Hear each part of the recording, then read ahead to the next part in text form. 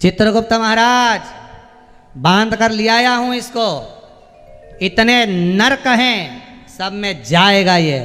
चित्रगुप्त महाराज बोले फालतू की बात करो मती प्रभु, लेखा जोखा देख लो, पूरे लॉकडाउन में कहीं नहीं करया इसने शिव पुराण सुनी, इसलिए कहीं नहीं जाएगा, रस्सी से खोल दो साथ में जाएगा। रस्सी वस्सी सब खोलो इसकी, रस्सी क्यों खोलूं, ये नरक नहीं जाएगा। हाँ पुण्य कमाया, और ये तो कोई पुण्य कमाया होगा, दान करा होगा, कथा सत्संग करा होगा, मंदिर देवालय बनाया होगा, तो पुण्य तो मरते समय तक सब खत्म हो गया होगा। इसने अपने मुंह से कह दिया होगा मैंने इतना दान करा, मैंने इतना पुण्य करा, मैंने ये करा, मैंने वो करा, तो पुण्य तो खत्म हो गया होगा। चित्रगुप्त महाराज बोले पुण्य भी ऐसा कमाया वो कभी खत्म ही नहीं हो सकता। कौन सा? कि शिव महापुराण की कथा सुनी, शिव पुराण में दान करा, शंकर का अनुमोदन करा, एक लोटा पानी शिव जी को चढ़ाया, बचा कुचा था तो पूरे भारत के लोगों ने और विदेश के लोगों ने शिवरात्रि पर शंकर जी की पूजन कर लिया। अब तो वो खत्म ही नहीं हो सकता।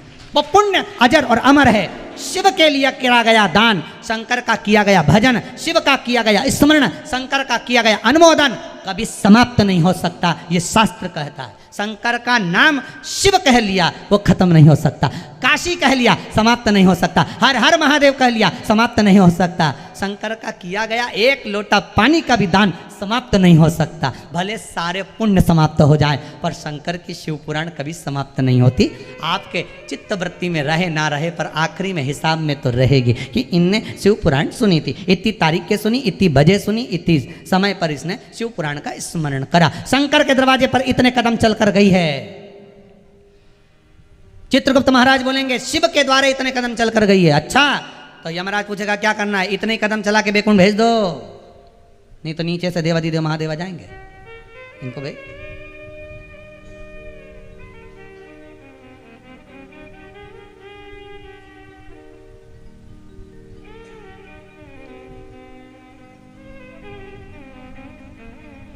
शिव के अनुमोदन में लग जाओ, शिव की भक्ति में लग जाओ, शिव स्मरण में लग जाओ, वो कभी घट नहीं सकता, बढ़ेगा।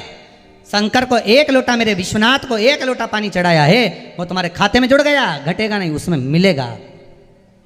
तो कहीं जल चढ़ाने से क्या मिलता है? मिलेगा, जब मिलेगा तब मालूम पड़ेगा। नहीं जी अभी तो तुमने तो कह दिया शिव महापुराण की कथा सुनी है, शिव पुराण की कथा सुनी है, मिलेगा। हम तो ये कुबेरेश्वर धाम से कहते हैं, अभी तो खेल लॉकडाउन चल रहा है और उसके कारणवश भी कहीं भीड़ का आनंद नहीं, पर आप लोग मानो कहाँ, पर फिर भी प्रयास करना, जब ये सारा झमेला ये कोरोना का निपट जाए तब कुबेरेश्वर धाम जब आप आए, एक बार अगर आप आ गए तो ये विश्वास है कि 3 महीने में तो बाबा कैसे भी तुमको खींच कर बुला ही लाए।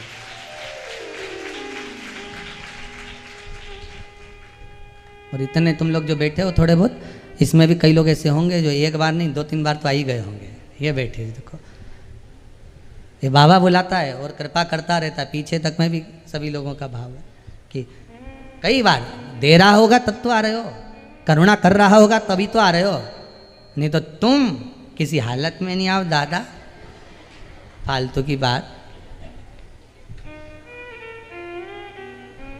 वो दे रहा है तो हम, और आप भी कहते रहना उस देवादिदेव महादेव से, बाबा हे विश्वनाथ, हे कुबेरेश्वर महादेव, हे महाकाल राजा, हे ओमकारेश्वर, हे मेरे बाबा वेदनाथ, तो मुझे इतना देते रहना कि मैं इन दोनों हाथों से लौटाता रहूं, खूब लौटाऊं, धर्म में पुण्य में। आज जैसे भगवत भजन से, नाम जाप से, शिव पुराण कह रही है, शंकर का अनुमोदन करना, दुख हो तो रुद्राक्ष का जल शिव को समर्पित करना, कष्ट है रुद्राक्ष गले में धारण करना। रुद्राक्ष का एक स्वरूप होता है भद्राक्ष, जिसका दर्शन हम आपको करा रहे हैं। एक बात अपने जीवन में उतार कर रखिए, रुद्राक्ष में जब वृक्ष से रुद्राक्ष का फल तोड़ा जाता है, उसके ऊपर का जो भाग है वो हटा दिया जाता है, पर जब रुद्राक्ष निकलता है तो उसमें छिद्र अपने आप रहता है। पर भद्राक्ष, ये भद्राक्ष का स्वरूप है, ये स्वरूप भद्राक्ष का है। टीवी चैनल के माध्यम से आप लोग दर्शन कर रहे होंगे, ये स्वरूप भद्राक्ष का है।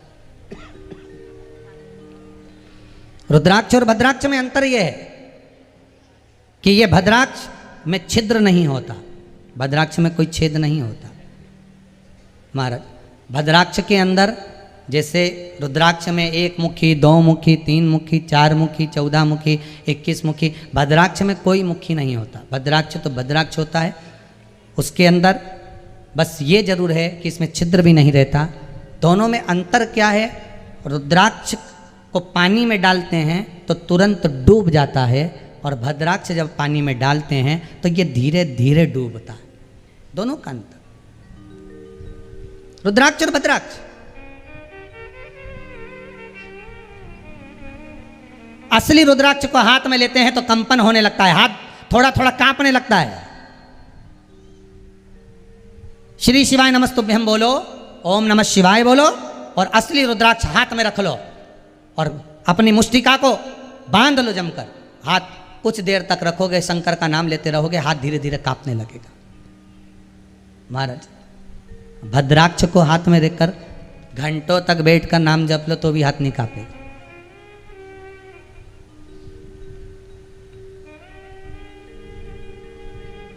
रुद्राक्ष का एक स्वरूप है भद्राक्ष, की भूमि पर बहुत मिलता है। भद्राक्ष भारत की भूमि पर बहुत मिलता है। रुद्राक्ष की माला से शिवजी का जो जाप किया जाता है वो अधिक फल प्रदान करने वाला होता है। पर आज के समय में लोग इतने समझदार, इतने चतुर हो गए, जब असली गेहूं नहीं मिल रहा, चावल भी प्लास्टिक के हो गए, दाल भी नकली हो गई, धनिया पाउडर में लोग ना जाने क्या क्या मिला दें, हल्दी में ना जाने क्या क्या मिला दें, इतना छल, इतना कपट पूरी दुनिया में हो रहा है। तो संसार के मनुष्य को यही समझ में नहीं आता कि रुद्राक्ष की माला है कि भद्राक्ष की माला। अब वो माला तुमको मिल गई 10 रुपया में, 20 रुपया में, 15 रुपये में, तुमने कहा रुद्राक्ष की माला 20 रुपया में मिल गई, ओ राम जी, फिर तो ले लो 25-50। अब मालूम पड़े उसी भद्राक्ष में छेद कर करके उन्हें दे दिया और जपते रहो। अब हम जप तो रहे पर उसका कोई फल नहीं मिल रहा। फिर समझ में आया कि फल क्यों नहीं मिल रहा, तो कहा ये रुद्राक्ष की माला नहीं, ये भद्राक्ष की हो सकती है। इसको डालकर देखा जाए इसके मनके को पानी में, मालूम पड़ा जब धीरे धीरे करके डूबेगा समझ में आ जाएगा कि भद्राक्ष। रुद्राक्ष का एक मन का भी पानी में डाला तुरंत डूब जाता है, पर भद्राक्ष का मन का डालोगे तो धीरे धीरे डूबता। समझ में आ गया? ये श्रेष्ठ नहीं।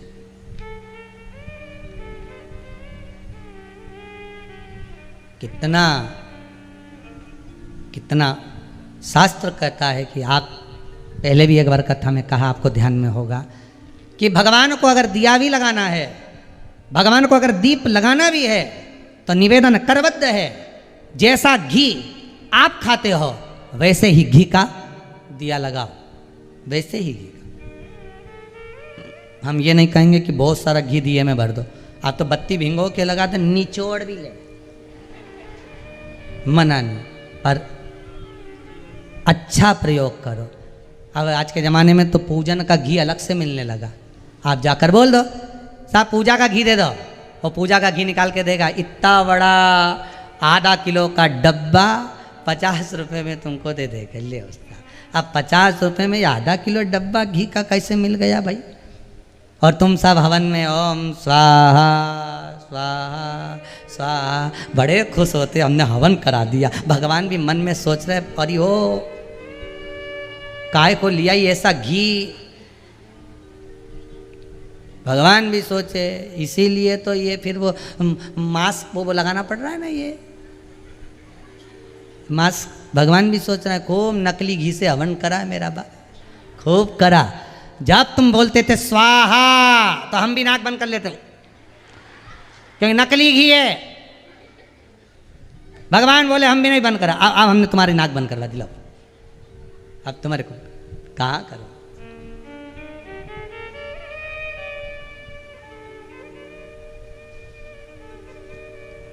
मन में एक विचार आया है आप लोगों का, अगर बाबा कृपा करे और कार्य हो जाए तो अच्छा है। पर निवेदन केवल इतना रहेगा कि ऑनलाइन ही वो क्रम रहेगा, कोई यहाँ आएगा नहीं।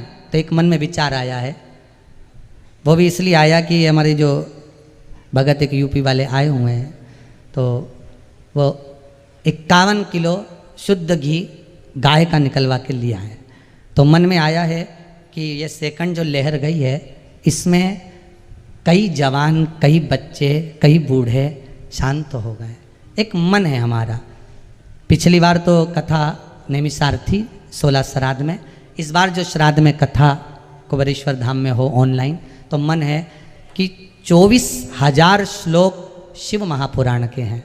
मेरा मन है कि उन सभी जीवात्मा अपना नाम और गोत्र वो जो शांत हो गया उसका लिखकर यदि हमारे व्हाट्सएप पर भेजेंगे, तो मेरा मन है कि निःशुल्क, आपको कुछ देना नहीं है, ये विठलेश सेवा समिति की ओर से उन जीवात्माओं के लिए 24,000 श्लोक शिव महापुराण का, उसका यह तारीख से श्राद्ध पक्ष की उसी समय पर 11-21 ब्राह्मणों द्वारा के दिन का हो।